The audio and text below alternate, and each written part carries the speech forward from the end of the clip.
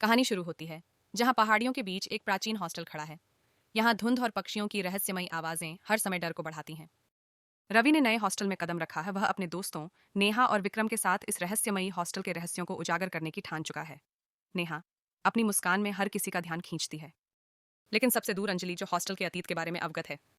जैसे ही पहली रात शुरू होती है, रवि को धुंध से एक परछाई होती हुई दिखती है। क्या यह उसका भ्रम था, या हॉस्टल में वास्तव में कोई अदृश्य ताकत है? जब रवि नेहा से अपने डर की चर्चा करता है, वह इसे मजाक में टाल देती है।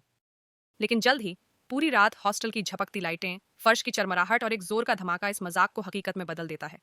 रवि के उत्सुक मन में अब सवालों की झड़ी है। अपने डर का सामना करते हुए रवि अंजलि से बात करने का निर्णय करता है। अंजलि उसे हॉस्टल के पिछले छात्रों के गायब होने की बात कहती है और एक गुप्त कमरा, जो इन सभी घटनाओं की जड़ है, उसकी ओर इशारा करती है। अंजलि रवि को बताती है कि प्रोफेसर मलिक ही उस गुप्त कमरे का दरवाजा खोलने की चाबी हो सकते हैं। क्या तुमने कभी महसूस किया है कि तुम्हारे आसपास कुछ है, लेकिन तुम उसे देख नहीं सकते? अंजलि कहती है। गुप्त कमरा खोजने की योजना बन चुकी है, लेकिन इसमें कदम रखते ही उन्हें डर है कि वे केवल एक नया रहस्य ही नहीं खोलेंगे, बल्कि शायद उन आत्माओं को भी खोल देंगे जो अब तक बंद थीं।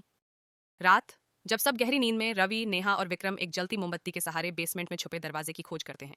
इस सुरंग का हर मोड़ उन्हें एक नए डर के करीब लाता है। कैंडल की हल्की बत्ती बस अंधेरे से बात करती है, रवि एक अंदाज से कहता है, लेकिन उसकी आवाज में खुद डर काबू में नहीं रहता। फर्श के नीचे छुपे इस दरवाजे को खोलते ही हवा और ठंड अचानक से बढ़ जाती है। एक परछाई उनके करीब चलती है। कौन है वहां?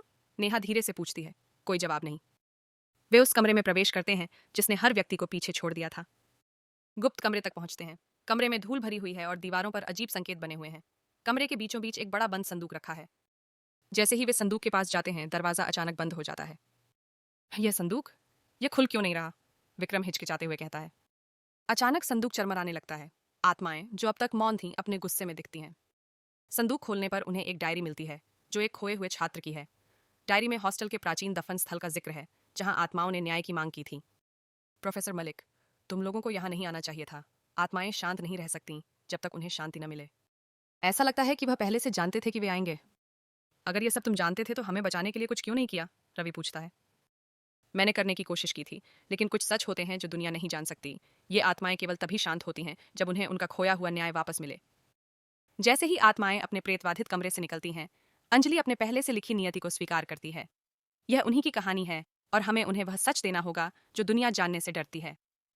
अंजलि, रवि, नेहा और विक्रम का एकमात्र लक्ष्य है आत्माओं के लिए सच सामने लाना, ताकि वे अपने लंबे समय से अधूरी शांति को पा सकें। आत्माओं का गुस्सा उन्हें अपनी ओर खींचने की कोशिश करता है। वे सत्य को सबके सामने प्रकट करने के लिए दौड़ पड़ते हैं। अगली सुबह हॉस्टल शांत प्रतीत होता है। रवि और उसके दोस्त हॉस्टल छोड़कर चले गए थे, यह सोचकर कि रहस्य हल हो चुका है। लेकिन एक अजीब पत्र उन्हें हॉस्टल वापस बुलाता है। पत्र में अधूरे काम के बारे में लिखा है, जो पूरी तरह से खत्म नहीं हुआ है। धुंधला शाम का समय है और रवि और उसके दोस्त हॉस्टल वापस लौटते हैं। रवि, हमें पता लगाना होगा कि क्या हो रहा है। पत्र में किसी चाबी का जिक्र था, शायद वही हमें सच्चाई तक पहुंचाए। रवि, नेहा, विक्रम और अंजलि पत्र में बताए गए संकेतों का पालन करते हैं और वे हॉस्टल के पुराने हिस्से में वहां एक दरवाजा दिखाई देता है, जो बिना किसी कुंडी के है। उस पर कुछ प्राचीन निशान बने हुए हैं। लेकिन तभी दरवाजा अपने आप खुल जाता है और अंधेरा सामने आता है, जिसमें पुराने अवशेष और किताबें पड़ी होती हैं। एक पत्थर का मंच दिखाई देता है, जिसमें एक जटिल ताला लगा हुआ है। मंच के बीच एक प्राचीन चाबी चमक रही होती है। चाबी से एक और गुप्त कक्ष का दरवाजा खुलता है, जहां आत्माएं बंधी हुई हैं। लेकिन जल्दी ही वे समझ जाते हैं कि यह उनके लिए एक बलिदान की मांग है। अंजलि गंभीरता से, यह वही है जिसका मुझे डर था, आत्मा का बलिदान मांगना। रवि, हम यह नहीं होने देंगे, हम इसके खिलाफ खड़े होंगे।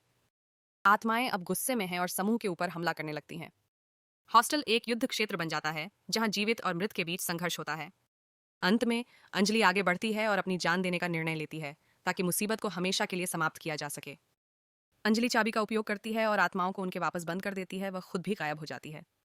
अब सब कुछ समाप्त हो चुका है और हॉस्टल पहले जैसा शांत होने लगता है। रवि, नेहा और विक्रम अंजलि की मृत्यु पर शोकित होते हैं, लेकिन वे जानते हैं कि उसने जो बलिदान दिया वही उन्हें बचा सका। अगर आपको यह वीडियो अच्छा लगा तो कृपया वीडियो को लाइक, शेयर, कमेंट और सब्सक्राइब करना ना भूलें।